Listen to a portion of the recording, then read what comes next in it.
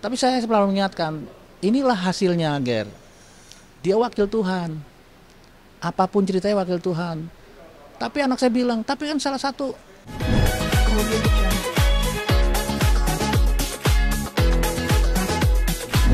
Yang Mas Angger nyebut adiknya, lu ada apa di medsos?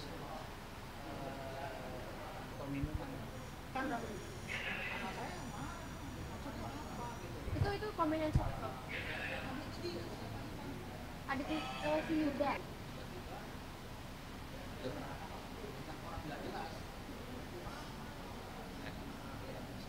Kenapa nggak sempat isu gitu? Soalnya setiap sidang itu pasti selalu kayak pasti bawa bener-bener.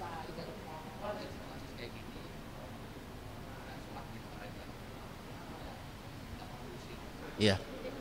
Jadi sebagai kaset seperti apa sih melihat putusan tersebut? Kalau secara batin ya, saya terpukul. Saya anu banget gitu, kecewa. Tapi ini kan yang memutus adalah wakil Tuhan. Saya anggap dia adalah perwakilan dari Tuhan. Jadi apapun yang dihasilkan saya harus terima. Dan saya harus berlapang dada dengan kondisi seperti ini. Ya, walaupun dengan berat hati, tapi ya seperti itulah. Yang sangat saya sesalkan juga, ya mohon maaf, saya kan juga sedikit banyak punya disiplin ilmu hukum ya. Mas Angger juga, adiknya juga, almarhumah ibunya juga kan orang hukum. Jadi pahamlah bahwa dalam tingkatan satu vonis, karena ini pidana ya, vonis, itu kan paling tertinggi itu hukuman mati. Setidaknya dia turun setingkat dong, seumur hidup ya. Tapi ini yang ada kok malah 20 tahun. Nah itu makanya Mas Angger itu agak marahnya dan sempat diskusi. Ayah kok bisa kayak gini ya? Ya ayah nggak tahu. Tapi saya selalu mengingatkan, inilah hasilnya, Ger. Dia wakil Tuhan. Apapun ceritanya wakil Tuhan. Tapi anak saya bilang, tapi kan salah satu hakimnya ada yang dissenting opinion. Artinya dia nggak setuju dengan vonis itu. Terus maksudnya dia membantah, harusnya pada posisi yang trap kedua ya, bukan langsung ketiga bawah gitu. Oh, maksud kamu seumur hidup? Iya ya, karena aku dari awal pembacaan vonis itu udah mengkaji sebelum dia menyatakan menghukum 20 tahun itu udah menyebutkan katanya. Dia bilang itu dari awal aku udah dengar akan dikurangi masa tahanan kemarin, masa penahanan dia dalam proses ini. Berarti kan hukuman termaksimal 20 tahun gitu loh. Bukan hukuman seumur hidup gitu. Ya udahlah, saya bilang, saya selalu menekankan kita nggak usah komentar, nggak usah dendam. Hanya saya bilang kekecewaan ini ya perlu saya salurkan. Artinya saya dalam posisi saya kecewa ya, tapi saya juga harus menerima apa yang sudah diputuskan majelis hakim. Cuman harapan saya, ini kan ada banding dari pihak mereka. Mereka kurang puas 20 tahun, mungkin minta kurang nanti. Kalau bisa, ya harapannya dia kan kalau bisa bebas kan. Padahal fakta persidangan kan jelas. Dan iya, fakta persidangan juga di dalam CCTV itu apa yang diperbuat dia kan jelas di mata orang-orang yang hadir pada saat itu. Gitu. Makanya saya bilang ya mudah-mudahan nanti harapan saya di majelis hakim tingkat banding, semoga hakim-hakimnya akan melihat itu kan nanti tidak lagi menyidangkan itu.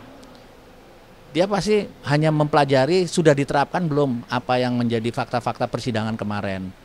Itu. Nah, nanti kalau dirasa itu kurang, kalau saya yakin nanti setelah beliau lihat di ini mungkin ya, di CCTV mungkin mudah-mudahan empati itu akan muncul gitu. Kalau yang kemarin ya mungkin itu karena kan udah rebu kan, 3 hakim, 1 tidak setuju, 2 setuju kan, 2 lawan 1 ya udah jelas lah menang yang 2 lah.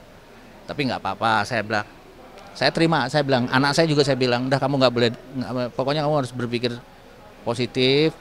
Semua nih upaya hukum kan masih dimungkinkan, walaupun kita kita kan diwakili oleh jaksa penuntut umum. Nah kamu dengar sendiri kan, artinya JPU sampai ngomong kok jadinya 20 tahun kan pertanyaannya gitu. Karena dengan harapan seumur hidup gitu loh. Ah, itu loh, karena di Indonesia. Jadi betul, betul. Sendiri yang kemarin hadir atau tidak? Saya tidak hadir. Atau yang apa ya, kayak biar nggak mendengar biar terlalu kecewa nggak hadir terus. Bukan karena itu juga. Saya berkeinginan harusnya hadir ya. Cuman situasinya kan seperti itu. Yang sudah-sudah semenjak Mas Angger tadi saya bilang ada sedikit gesekan. Sebenarnya bukan gesekan, hanya klarifikasi. Ada komentar di medsos seperti itu kan berhak dong nanya. Dia bilang maksud kamu apa? Lo kok bisa ngomong kayak gitu? Nyawa anak gua nggak selebih harga sebotol minuman. Itu komentar dari pihak tersangka ya. Adiknya tersangka, adiknya terdakwa. Itu. Nah, dia entah bagaimana dia ya berkelit lah, nggak ngomong nggak itu, terus dia kita arahkan pas kita mau sholat zuhur waktu itu. Kebetulan musola di belakang dong. Nah, dia terupaya ngikutin tuh sampai komentar, ya maaf ya ada tantenya segala, komentarnya apa saya bilang. Saya sempat terpancing emosi karena kata-katanya itu. Tapi terus saya bilang ya udah yuk kita sholat aja lah. Ini pas waktunya azan. Begitu sampai di belakang ternyata ya sudah ya itulah kejadian seperti itu. Saya bilang, Ger lama-lama nggak kondusif nih Ger. Akhirnya si tadinya adiknya posisi seperti nganggap nggak biasa, itu jadi luar biasa. Begitu beraninya beringas nantang anak saya, bilang Ger nggak usah ditanggepin. Suasananya udah nggak nyaman, saya bilang. Saya sampai batalkan tuh, tadinya mau sholat di situ, saya pakai sepatu lagi, saya bilang. Udah, kita anu aja, kita pergi aja deh, kita sholat di luar, saya bilang gitu. Itu, oke, lagi mau azan, belum banget itu. Setiap yang komentar pedes sekali itu malah tantenya Mas Angger, adiknya ibunya, almarhumah ibunya itu malah bilang, wow, udah ngomong ke adiknya Mas Angger yang si Laras itu bilang, Tante Nina marah-marah ya, apalagi Tante Emma gini, itu kok bisa begitu gitu. Harapan kita kan harusnya kan di bawah dari hukuman mati itu kan hukuman seumur hidup kan. Kenapa kok ini malah turun ke ke penjara 20 tahun. Nah, dia menggambarkan seperti kasus yang baru ini kan. Jessica itu. Nah, itu kan dari 20 tahun bisa turun lagi, turunnya sekarang malah 8,5 kan. Nah, itu yang ditakutkan seperti itu. Kalau itu pun juga masih perlu diuji lagi karena dia kan sekarang mengajukan PK gitu. Tapi yang jelas ya itulah, kekecewaan itu di keluarga besar kami rata-rata begitu. Semua family saya di Bandung, di di sini pada tanya, kok bisa kayak gitu sih gitu. Ya saya bilang ya itu, ya kita kembali lagi, pikiran kita harus jernih, saya bilang gitu. Bahwa hakim itu wakil Tuhan. Saya bilang. Iya, positive thinking aja lah. Karena apapun yang diperoleh itu punya tanggung jawab nantinya, saya bilang. Tanggung jawab salah nanti. Iya, nantinya bahwa dia itu diberi mandat, istilahnya kamu ini wakil Tuhan di dunia ini.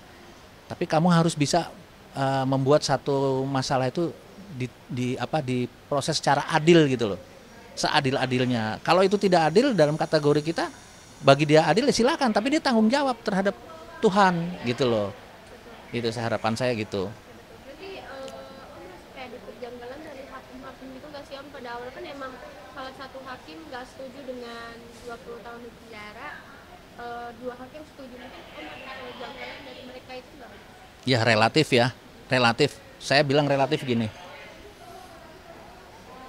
Memang di dalam proses memutuskan itu kan ada 3 hakim. 1 hakim ketua, 2 hakim anggota. Dimana kalau ketiga hakim ini adalah kedudukannya sama di dalam memberikan satu kajian atau pandangan. Tapi ternyata 1 nggak setuju, ya otomatis yang 2 harus diikutin. Ya bagi saya ya itu udah lumrah lah, kejadian itu lumrah kan. Adanya 1 hakim dissenting opinion.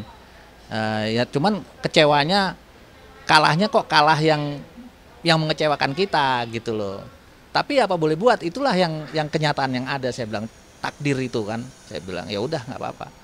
Bedanya keinginan dari keluarga seumur hidup gitu ya, kalau nggak bisa. Iya, kami paham bahwa di Indonesia ini kan tidak ada hukuman mati yang harus segera dilaksanakan, ya kejahatan yang luar biasa.